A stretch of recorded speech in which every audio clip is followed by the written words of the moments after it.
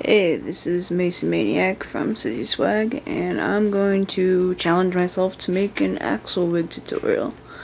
I've done 2 in the past, but I didn't like either of them, and this one right here is actually the base from the last one.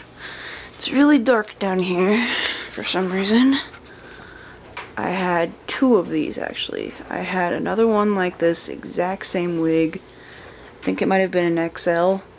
And it was my arena wig previously from Final Fantasy VII, and I decided I hated it and I wanted an arena wig, so I decided to salvage all the wefts from that wig and start cutting them out, and I'm going to sew them all into this punky wig. So this is my old arena wig. As you can see, there's a big gaping hole in it. It's because I've been cutting out the wefts. I'm not done yet. But, even though I'm not done, all this hair I've gotten out of it so far. And I am going to be sewing all of this into that wig to make it like double thickness so that the spikes will be nice and thick and pretty. I'm also going to attempt a realistic hairline for this wig. So, top part of my old arena wig, on the inside you can see there's a spot like this. As you go down, these are where the wefts would be. They'd start in tracks of wefts. You can see it right on the inside here. What I mean, I have not cut out these yet, but it would be like that. So I'm saving this whole top section, and it's actually cut shorter because of how I styled my arena wig, but it doesn't really matter because all that hair I'm just going to save and utilize in the realistic hairline and anything additional I need. So that's what I'm doing for that. I'll cover the hairline much later, but for now I'm still working on cutting out wefts. It's really tedious and takes forever, and there's probably other good wigs out there that you could use where you don't have to combine 2 wigs, or you could just buy wefts individually and sew them in, but I'm disassembling an old wig. Alright, there is mesh in this. You can't really tell because I can't freaking get my camera to focus right. But you can't always get all of the stuff off the top of these. Like there's little mesh parts. Well, they look like wefts. They look pretty good. But basically, on the inside of the punky wig there is mesh on the sides, definitely, and you gotta cut out the mesh and make sure that it all looks pretty clean.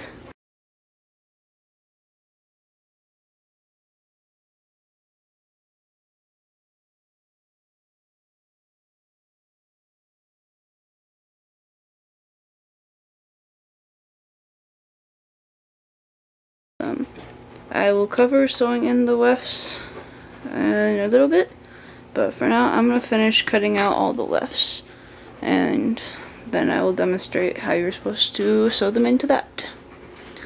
Also, one thing about this wig, I will actually show a picture of how it was previously styled.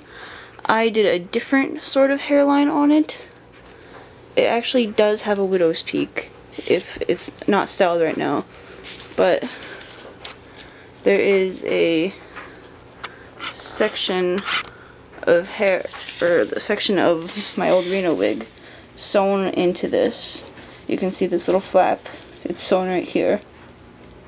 And what I did is I just cut that out, and then I had wefts and I sewed them all along on the bottom. And they're all facing this way whenever I sewed them in, and then you fold them up so that it doesn't show anything. That is my previous widow's peak. If you want to do it that way, feel free. I can post a link to where I found how to do it.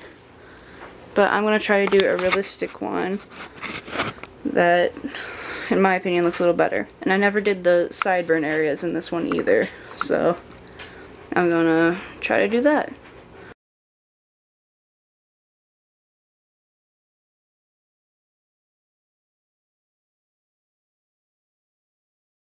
Real quick, something I forgot to mention. The wefts are all different lengths and widths. The length isn't that much different, but for my arena wig I did cut different lengths into it. but none of them are that short and they'll all be long enough to be integrated into the Axel wig. You just gotta put them in little groups and organize them by what length they all are, or approximately, and all the shorter ones you can sew in more towards the top of the wig and the longer ones more towards the bottom. Now, some of them are long, like this, and others are very short, like this. It's because I was really stupid whenever I first started to cut out these wefts, and I didn't realize you could just cut long tracks off like this and save yourself time and just sew it all in like that. I was thinking you'd have to go between each individual piece of the elastic fabric and cut out each individual little wefts like this. Again, stupidness. It was back whenever I was first trying and I had no idea what I was doing. But you can still use these short pieces, doesn't matter. But you might want to cut out long tracks, because it's just easier. You can cut them shorter if you need to add them into random spots, but yeah, I recommend just doing them all pretty decent sized long tracks. For an additional explanation of the hairline pieces I cut out and how it's looking with the wefts being removed, this is the Rena wig pigged onto a wig head. Now this is where the hairline should be right here, but this whole part is cut out. See? I got the temples lined up the best I could, but it's hardly a wig, as you will see. All of that is wefts I've cut out, and I just gotta do the bottom section, and these top parts are actually connected to the section I told you not to mess with right now, so I'm not cutting those into wefts. But if I want to turn them into wefts later, I can do that, and if need be, I will show you how. Alright, so I have now cut all the wefts out, and I decided to section them off into little groups together by length so that I know what I'm working with, and you know, they're all organized. So these are the lengths. Seems like I have the most of this size here, and then this is the second most, and I'll just put those in the wig according to how the rest of the hair lays and what's longest in the actual wig. I have this one random shorter piece right here with a lot of crinkled parts, like the frizzed up part at the base. I think I'll just put that near the nape of the neck.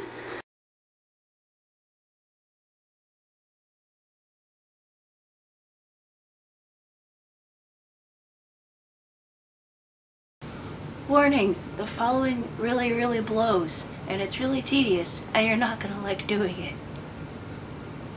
Alright, it's time to actually start sewing the wefts in.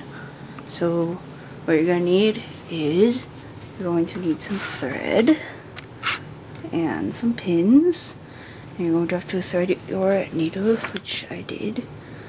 I don't want you to watch me fiddle with that for half an hour. And I got some hair clips and some elastics, and I got some sewing shears, but you can use regular shears, and hair cutting scissors. And one really helpful thing that I bought at, I believe, Sally Beauty Supply is a wig stand thing right here.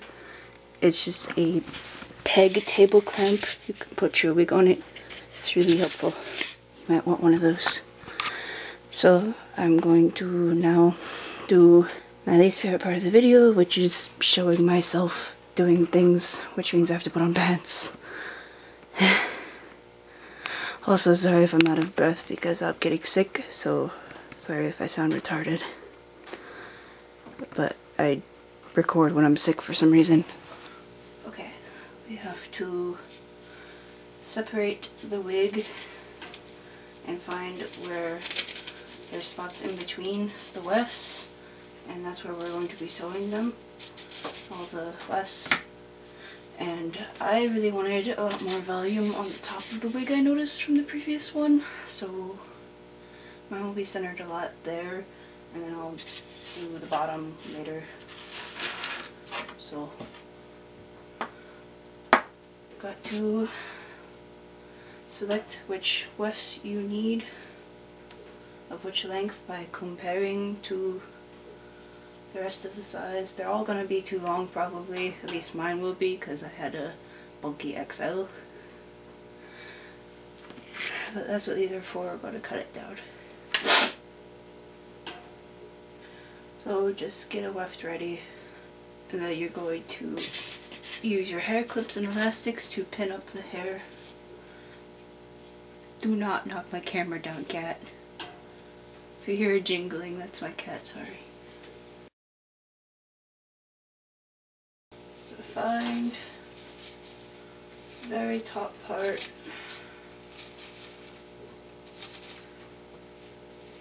You probably should have a brush, but I can't seem to find one.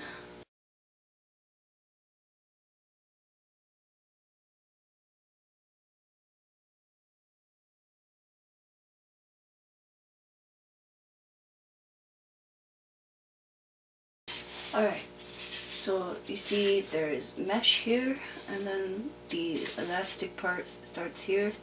We're going to be sewing into the mesh and on the elastic parts, but there's just mesh on the sides. So now you don't want to pull these too tight because then they won't stretch with your head, but you're going to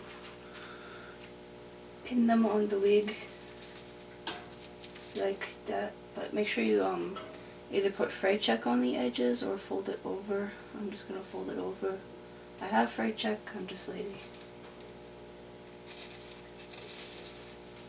So yeah, you just start editing it.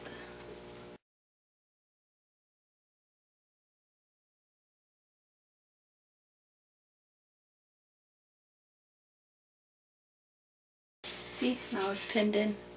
And now you're going to stitch along this on the mesh and elastic, and stop between these two parts, and then sew again on that elastic.